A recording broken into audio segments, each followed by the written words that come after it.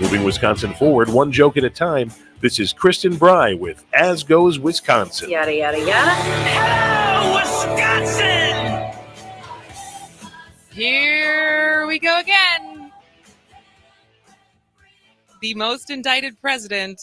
That was the headline for many publications on August 2nd, 13 days ago. Oh, was it only 13 days ago? And it remains true 13 days later. Also happening in Georgia last night, which, largely you think would have been the biggest story because this is the summer of women saving the economy between Barbie, Taylor Swift, and Beyonce. And Pink. But Beyonce played in Atlanta last night. But something even more dramatic was going down at the courthouse down the street. In a sweeping indictment, President Trump and 18 others were accused of running a criminal enterprise in their efforts to overturn President Trump's loss in the 2020 presidential election in Georgia. Language historically used to take down mob bosses. Pretty much. And what's also is, the shorthand is called RICO, which historically was used by Rudy Giuliani, who is also indicted in this case. But he used it to go after mobsters. He used it to go after mobsters in New York, which was his rise to, he took down a lot of the big guys. Yeah. And that was obviously his rise and what he was able to run on when then he was America's mayor. But according to the indictment, Trump and his allies, including, like I said, Rudy Giuliani, Mark Meadows, which I guess is really surprising. I was reading this morning that a lot of people had suspected Mark Meadows was actually collaborating and working with these different cases. So the fact that he's indicted was a little surprising because he had yet to be indicted. But he's been awfully quiet. Yes. But they have been, according to the indictment, they tried to interfere with the Electoral College process through dozens of acts, such as harassing election workers and, in one case, breaching voting equipment in Coffee County, Georgia. And this is former President Trump's fourth indictment in 5 months. And he's pleaded guilty to the other criminal charges. Not guilty, sorry. And he will no doubt plead not guilty for this one as well. Similar rhetoric. This is a witch hunt. This is political. This is partisan. Did you see his statement this morning? I think I saw it, but that he's going to hold a press conference on Monday at his golf club in Bedminster with irrefutable proof that the election was stolen. Oh. So he's apparently had it this whole time. He just was waiting. He's just been sitting it. He's been sitting on it. He's been saving it. Well, can't wait to see what that is. I know. And I guess my question for people listening right now is the magnitude of this wearing off? Or just how do you feel? First, I guess, how do you feel about this round of indictments? But also the fact that we have to say this round of indictments, is it wearing off? Is it oversaturation? It's not quite Boy Who Cried Wolf, but it's like the normalization. So much I think of what we've experienced since 2016 with Trump is just stuff that is unprecedented becoming either excusable or, roll your eyes and that's Trump. But like the actual magnitude of how serious this is, like how much does that still, even for people who are not, because obviously there is a lot of people who either still think that there was either the election was stolen or there was irregularities with the election, who still are planning to vote for Trump in 2024 if they get the chance, are still, hate Joe Biden. Like even for like there's those people, but I think more for the people who want to see Trump be held accountable, try to keep up with the news, but aren't necessarily like fueled by every time there is Trump news, right? Which is kind of where I put myself, right? Is it losing its Oomph. yeah, is it losing the drama for you at all, or is this each time there is something that comes out, does it feel as big as it would if it was alone, like if it was in isolation? 844-967-2789. How do you feel about the latest indictments? Do you have any thoughts? Wes from Middleton checking in. Meadows might actually be a smart defendant, unlike a few of them. But again, if he were cooperating, would he still be charged? If Meadows had flipped? I don't know. We're not We're lawyers. not lawyers. We need Maggie or Jim Santel or any of our other smart lawyer friends who know more about how criminal cases like this typically go. But I mean, the fact of why this one is a big one, as I ask whether or not the magnitude of this is wearing off on people, is that it's RICO. It's an unpardonable Right, by any president, right. unlike everything else that has the other 3 indictments so far. And so it's unpardonable also because it's a state charge. I guess that's more of it. It's unpardonable state- because it's a state charge, not exactly. because it's RICO. Right. But the specifics are really damning, I think, from at least from what I've been reading, and harder to spin than some of these other cases that are ongoing. And so, many close to Trump have long said that this would be the one case that could bring him down. So the details we know so far, some of the language from the indictment include, quote, a criminal enterprise.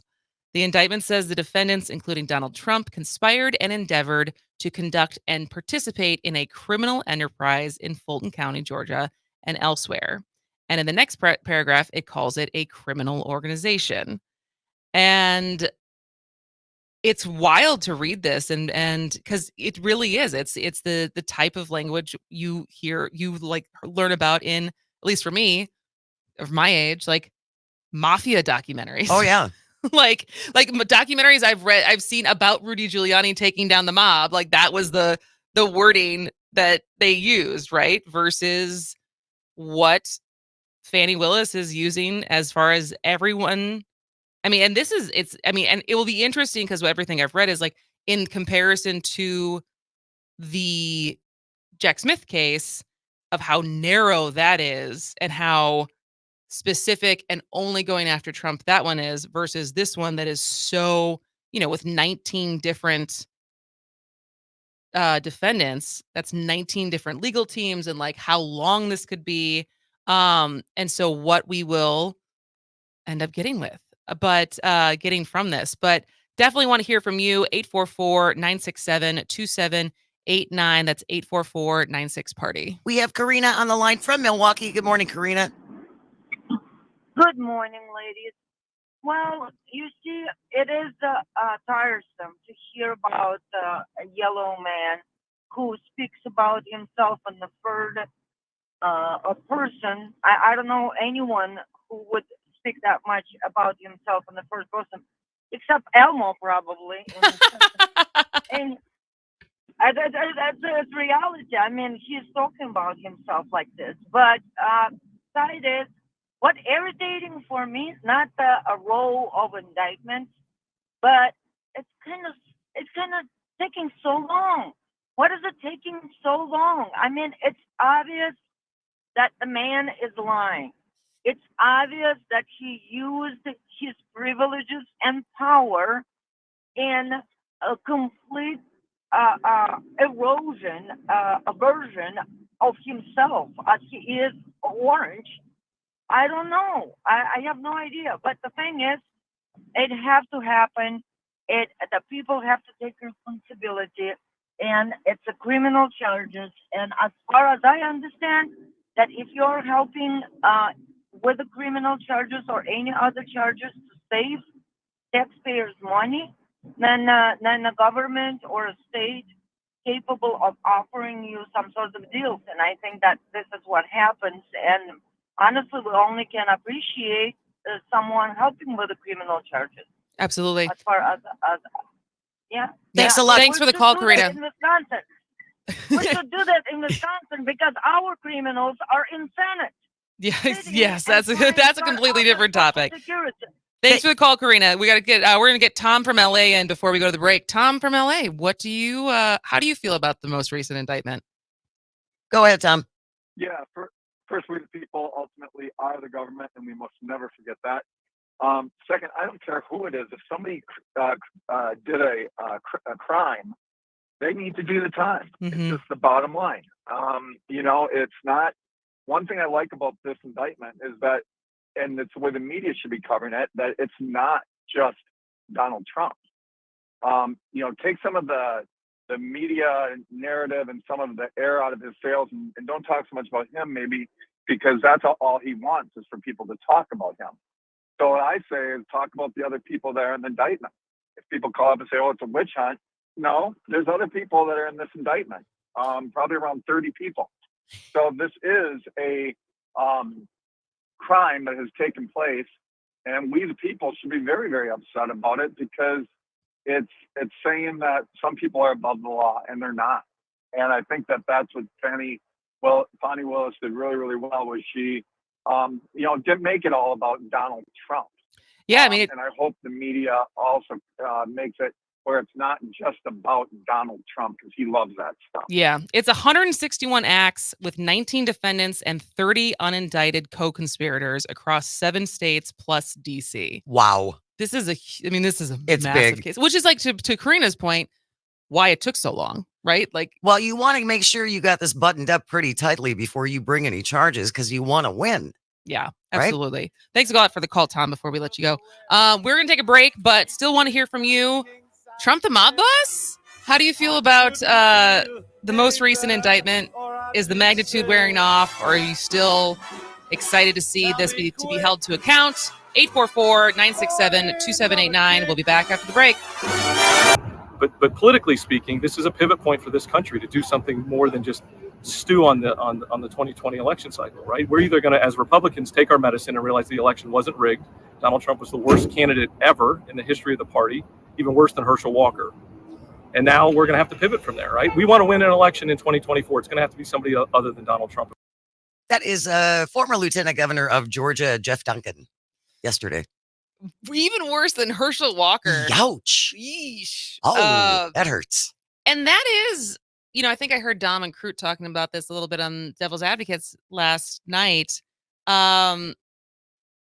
It is a rock and a hard place for Republicans right now. As far as, we're a week and a day away from the first Republican debate happening in Milwaukee. We will be there. Yes. Live. We're going to be brought TBD of our show, but certainly at least starting with the Todd Alba show into the afternoon, doing live coverage right from downtown Deer District across from the Fiserv RNC debate coverage. But that's a week from now. And Donald Trump will probably not be there. Right. But, it's like you're damned if you do, you're damned if you don't. Because as like you're playing Russian roulette with a candidate and a former president who has now 4 indictments, 91 counts. 91 counts against him. And like, this is his schedule next year. Trump has 5 trials scheduled between now and May. Trump's scheduled court dates, including civil fraud and defamation suits, are interspersed with the Iowa caucuses, and Super Tuesday. And if Trump lasts as a candidate, the Republican National Convention.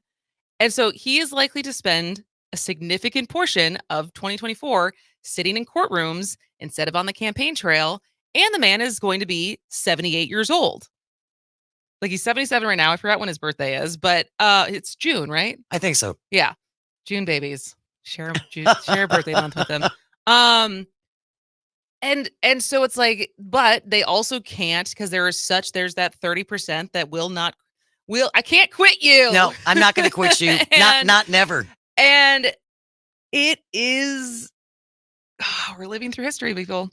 That is the truth. But we are talking about the latest indictment that came down at 9:45 our time last night. So all reporters were reminded of, no one cares about your schedule, but your job is your job. And so people were up very late last night getting their reporting done and printed and published for us to be able to read through and comprehend this morning on what does the indictment mean, what's included, who's included, and my question for you is, does it feel as big as these roll out now? What it feels like every couple weeks or every other month. Does it feel as Momentous? yeah, or does it kind of just feel like, well, yep, here's another one? 844-967-2789. Texter from the 414. I listened to Bulwark pollsters last week. They bemoaned that a big chunk of GOP voters have baked in all the indictments and they will not change their pro-Trump vote at all.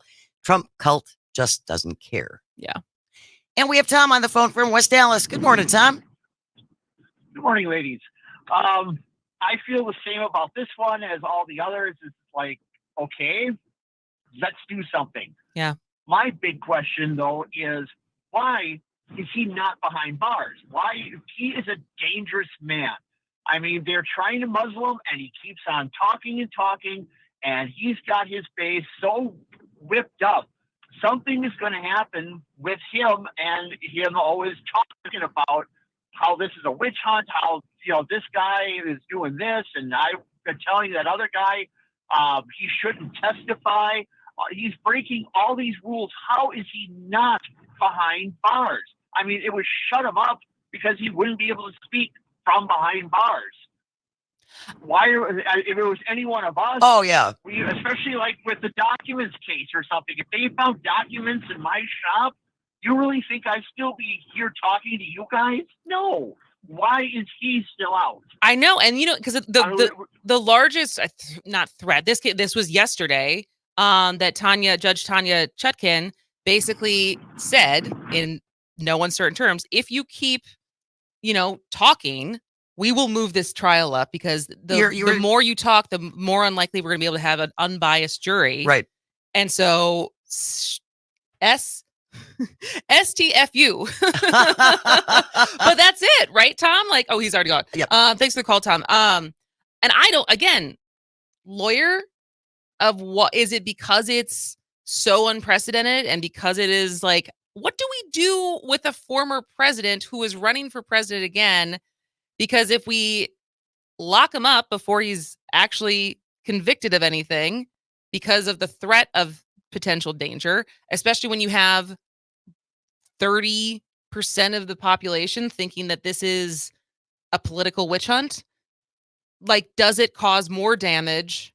Because we're walking through so many things beyond just the case, right? Like, it's our democracy. It is the palpable tension of people creating a lot of violence because we've seen it in the past. And if you don't think that the people way beyond my pay grade are trying to calculate all of these things in the balance, because things feel very delicate right now.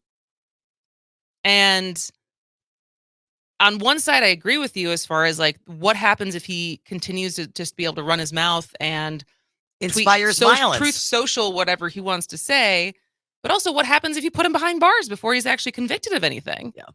844-967-2789. Texter from the 414. Let's not forget of all the charges and accusations against Al Capone, it was tax evasion that took him down. All it takes is one charge to be found guilty to take him down. Very plausible. Paul from Franklin.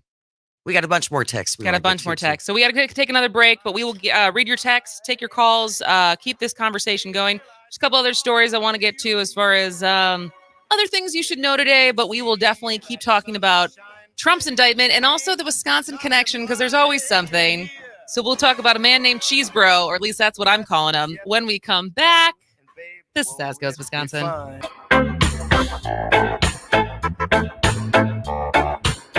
Welcome back to As Goes Wisconsin. I am Kristins Surprise. She is Jane Madnair, and we are talking about last night's latest criminal indictment of Donald J. Trump and getting your reactions and feelings about it. Specifically, how you're feeling about it. Does it feel like just another, here we go again? Or does it feel like a big one because of the magnitude of it? I feel like I've used that word a lot this morning, but it is a far-reaching case that is unlike Anything the else? previous three. And just as a reminder, what the rundown is. So we have the case, the Manhattan prosecutors' hush money case, which is 34 counts against Trump, which I would say seems the most flimsy or the least The least of the damning. cases. Yeah. Then there is the DOJ's special counsel's classified documents case, which has 40 counts against Trump.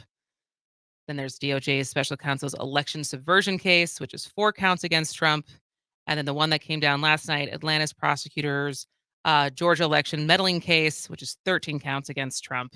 And that is the one that is 161 acts, 19 defendants, 30 unindicted co-conspirators, and runs across 7 states and DC.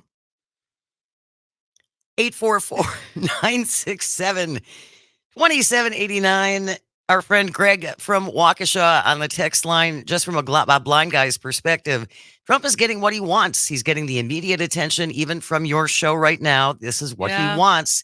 I'm just wondering when he will actually be arraigned and told that he can never run for president again. This is the circus that Trump wants. Well, and that's what's so I mean, because it's do you not talk about it as a show? Do we just decide to not talk about it? We can't not talk about it. But I made that comparison last week when was it last week or was it just on Monday? No, last week when we said, it was like, do you want us to keep talking about Aaron Rodgers?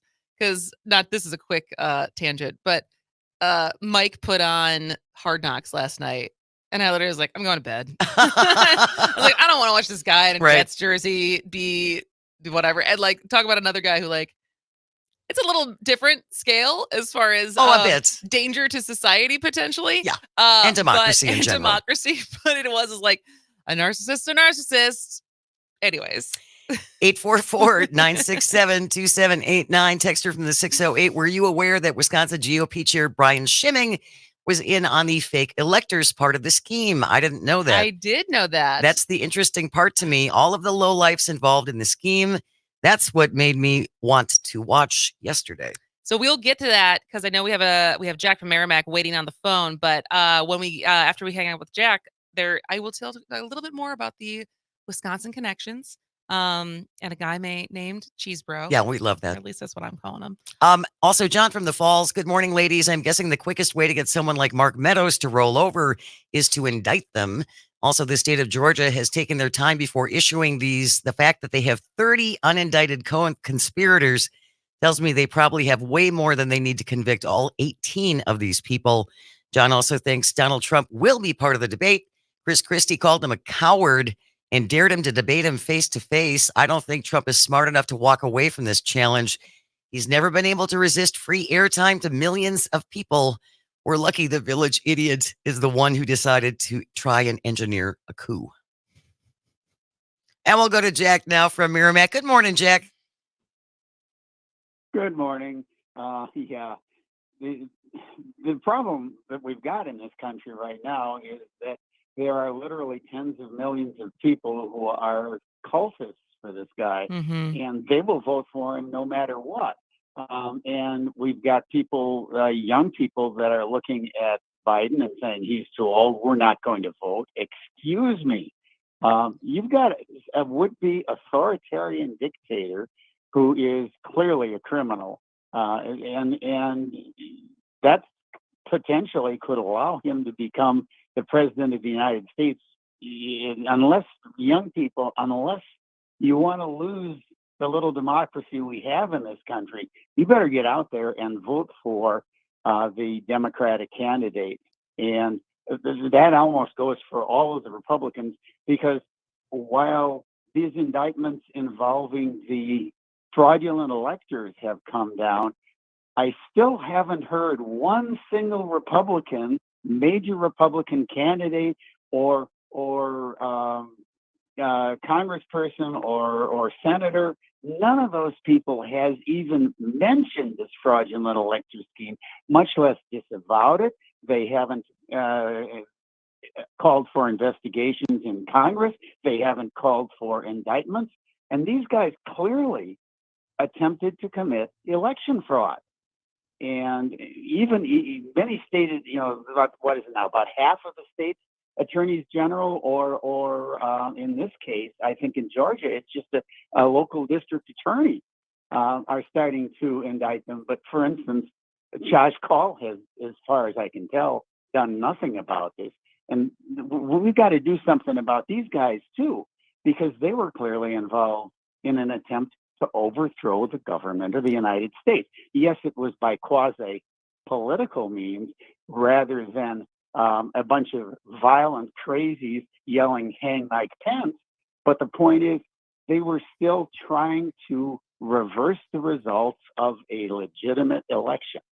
We've got to do something about this, and we have to make a very, very clear statement, at least at the voting booth, if we don't charge these people. Yeah, absolutely. Thanks for the call, Jack.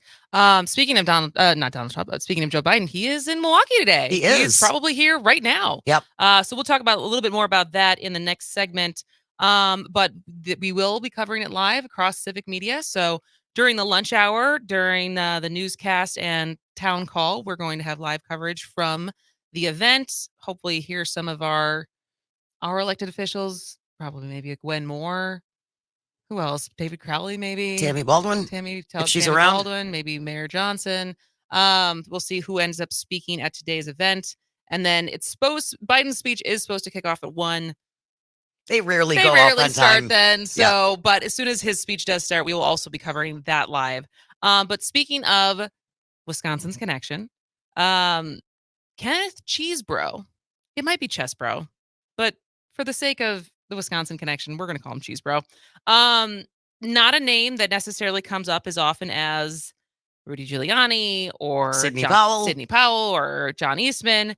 But Cheesebro played an instrumental role he is indicted in the Georgia case, and he played an instrumental role in the former president's undemocratic push to remain in office. It was him who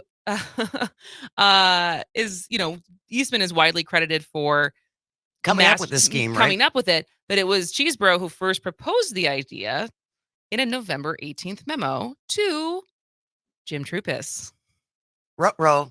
a Trump attorney working in Wisconsin. Yes. And so I saw this, I'm sure it's reported otherwise, but I saw it on Twitter this morning from AJ Bayapur, who works for CBS 58. And he said the Georgia indictment mentions a December 2020 meeting with Kenneth Cheesebro and Brian Schimming, who now chairs the Wisconsin GOP. But at the time at that point, it was Andrew Hitt. Okay. He's still, obviously, Brian Schimming's been a Republican in Wisconsin for a very long time. But Rudy Giuliani joined via phone, and the party chairman back then, Andrew Hitt, discussed this with the January 6th committee. He texted, "These guys are up to no good." Hitt told the January 6th committee he was referring to Giuliani advising the fake electors in multiple states to not discuss their plans with the media. Hitt, who was one of 10 Wisconsin fake electors, said he disagreed. The state party went ahead and issued a statement. While the Georgia indictment describes Schimming as the Wisconsin GOP chairman, Hitt was actually the party chair in December 2020. Then why was Schimming involved? Hitt said Schimming was brought on to be a right hand to Trump's Wisconsin lawyer, Jim Troupis. Wow. Troupis was the recipient of a December 7th memo Cheesebro sent outlining the fake elector plan in Wisconsin. The federal indictment calls this the Wisconsin memo. The Georgia indictment cites an email Cheesebro sent Schimming on December 10th outlining state-specific fake elector language. Hitt and Schimming have maintained that they only went along with the fake elector plan because they were told the slate would only be submitted if Trump's legal Hail Mary was successful. Schimming stood by that reasoning when we interviewed him last month. So that, again, was from AJ Bayapur, who is the political reporter for CBS 58. He's a wonderful follow. He really is. It was funny. Another tangent. It was during he got caught on camera on it, like looking at his phone. I'm sure he was taking notes, but he was on camera during the county vote for the sales tax. And he tweeted it out. He's like, "This is not a good look, but I hope by my reporting you can tell that I was really paying attention," because he is a very good reporter. Yes, he is. He gets lots of great interviews. He really does. He does. So Wisconsin had our fingers in this. Always they were always fingers involved. There's always some connection back to us. And again, I don't know, because I think I don't know, for on the side of Josh Call, similar to what we said as far as like what is the balance that you strike, not just legally of what you can do, but also politically in a upcoming election year in a very purple state, in a place where you try to test the waters of where people stand, that like if you move on the electors, whether there's a bunch of people think that you should, and that's what's right, but what do you risk by pulling the trigger and doing it?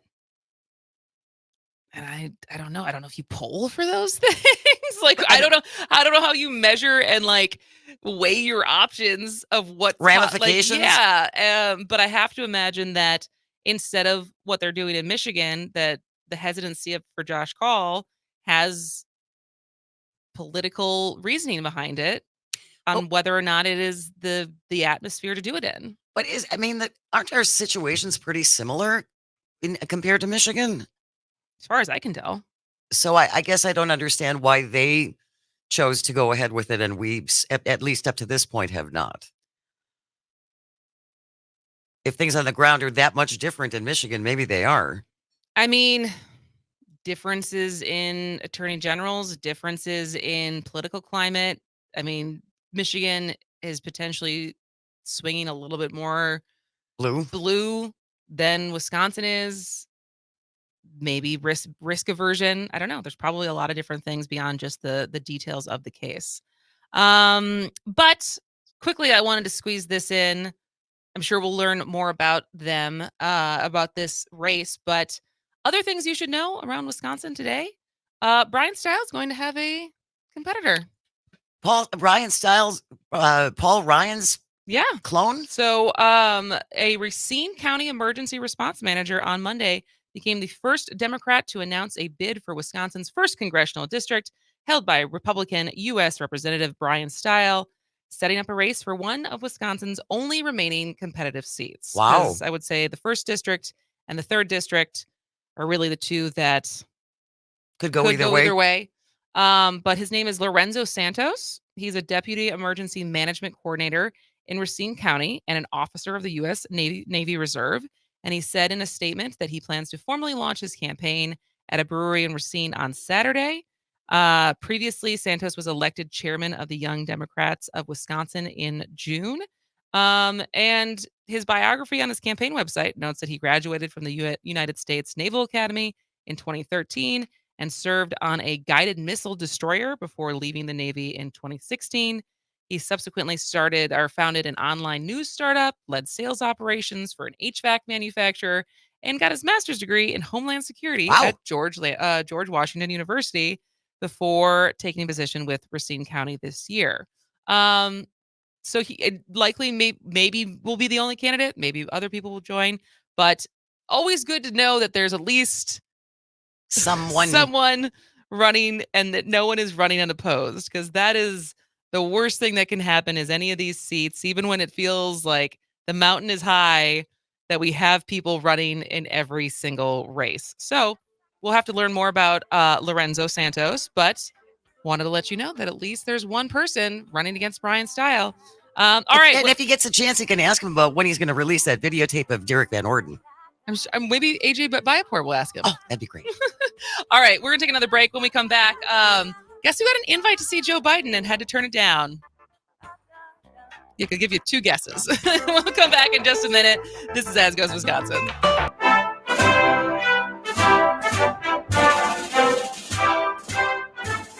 Welcome back to As Goes Wisconsin. I am Kristen Bry. She is Jane Matnair. And the president is in town. The president has landed. The president, I'm assuming he's landed. I think so. He is in Milwaukee today. I think partially to advance his Bidenomics platform as far as the good things that they've done for the economy. Obviously, it's probably somewhat strategic a week ahead of the RNC debate that is happening in Milwaukee next week. But we will, across Civic Media, be there, be live starting at 12. So right after this show Our Terry Bell, our news director, will be there talking to folks, doing the news from there. Any pre-speeches that are happening from Milwaukee and Wisconsin dignitaries, we will certainly air. And then as soon as President Biden takes the stage, we will also air his speech live. And so it was funny because I was thinking about how often this happened last year, like in the lead up of like when our show was first, it was what were we like a year ago before we went to 3 hours? Noon, whatever. So before we were 11 to 2. And so we were always in the spot of like, if there was like special live coverage, We got bumped. and this Yep. like dancing game of like, how much do we prep for the show versus how much are we going to get bumped? And now Todd Alba has to deal with that. and so Todd Alba will be live, but as soon as Biden takes the stage, his show will cut over to the speech that's supposed to start at 1, likely will not start at 1. But I had a surprise waiting for me. This is a lesson of why you always check your emails and you have your email notifications on. As annoying as much as you try to have work boundaries and say, I'm done for the night. I'm not looking at the phone. I'm not looking at the phone. I was checking my emails this morning, and lo and behold, in the subject line, invitation, President Biden in Milwaukee, August 15th. And who did this come from? Well, this is what it said. So it said, "Hi, Kristen. I'm writing on behalf of the White House digital team. I know it's last minute, but we wanted to extend an invitation for you to attend President Biden's speech in Milwaukee tomorrow with one guest. The invitation is for you and your guest only. Please let me know if you have any questions," and sent me when the date is and an RSVP link, but arrival time and instructions, I think they wait until a little closer to the event. But you had to be there between 11:30 and 12:30. And I was like, well, my show goes until 12 and I will be in Waukesha. What if I am not there by 12:30? And she was like, well, they're pretty strict about these things. And I was like, yeah, I imagine the Secret Service is pretty strict about you can't just like walk in on your schedule. Sorry, I'm late. Can you let me in? But she did say, she's like, I'd love to keep you in mind for future events and hopefully we can give you more notice next time. That is but the pretty... fact that so the person who emailed me is her name's she's the director of digital rapid response for the White House. So I was like, holy crap. Does it have a .gov return? Yeah. Oh, that's so cool. Her email, I'm not going to read her email, right, but it's like whitehouse.gov, like the whole thing. And so that was flattering. Well, yeah, you're obviously on the radar, partner. Good job. As far as Wisconsin potential people to invite. That's so that really was, exciting. That was very cool. But it's also funny because it would be very cool if I got to meet him just because it's the president. But there is a part of me that was kind of like, I have stuff to do today. This is gonna What do you think you are, the president or something? But hopefully that means I will be on an invite list for future stuff, because that would be not a lot of people can always say that they've done that. But I know some of our other civic media folks will be there. And yeah, so who knows? Maybe we'll even get the president on the show in the next year. That would really be something. That would. Because I know Vice President Kamala Harris has done Earl's show and she's done other local radio stations shows. I think she's done The Truth and some other ones. So who knows? We got to aim big next year. Yeah, for sure. I do have a question though, and I'm going to put you on the spot, even though I think I already know the answer. If you had been able to go today, who would have been your guest? I don't know. I probably would have thought of who could go with me. Would you have wanted to go? Oh yeah. Okay. I figured you'd pick Mike. I wonder if Mike. Yeah, I probably should ask Mike first, and just be like, since you're my husband, do you want to go to this? I'm trying to think of how much he would jump at it versus also be like, why don't you take Jane? Because he probably would be that generous. Oh, what a sweetie. Because I would not do that. Who would you take? Me? Yeah. Okay. Oh, yeah. But I think all I thought was at first, I was like, well, shoot. Because we had guests today and we had too much lined up for the show for me to just like bail on the show.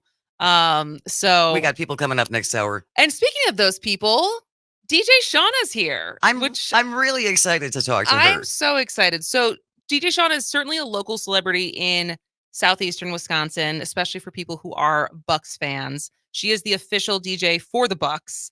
But she's an author. She's a motivational speaker. She is at many events across. She's often one of the people you can see DJing an event, including the night market that's happening tomorrow night. She also has an event happening next week called Honchella that she is going to be talking about. But she is just a positive light and force in the Milwaukee area. And I'm so excited to finally get her on the show. She's hard to get during the Bucks season, as you can imagine. Oh, for sure. And so she will finally be here. That's going to be the first half hour of the show, of the next hour of the show. And then we kind of have it flopped. Usually we try to end with lighter stuff for the 11:30 segment, but that's okay. Today at 11:30, we're going to be talking to Michael Caldwell, who is a senior lecturer in psychology and senior staff psychologist at UW-Madison's Center for Law, Society, and Justice. And he's also an expert on juvenile offenders, because this was actually back in May that I saw this article, and it's just trying to get him on has taken a little bit longer than I'd hoped. But not shockingly, this is still... it's still a thing. The stat hasn't changed. No, things have not changed. Wisconsin, did you know that Wisconsin has the second highest percentage of prisoners who are locked up for crimes they committed as youth? So under 18. The second most. This after Louisiana. And our rate is double the percentage, like the average nationwide. So we're going to talk to him about why that is a bad thing, what has been done to try to curb that. Is it bipartisan? And a lot of stuff there. So that's going to be at 11:30. And then at the end, we're going to play a Woodstock trivia. So if you think you know Woodstock, the original Woodstock, we want you to play at 11:50. So stay tuned for that. And that's about it for the first hour. Good first hour. We're going to take a break for the news. Come back at 11:06 to hear DJ Shauna. This is As Goes Wisconsin.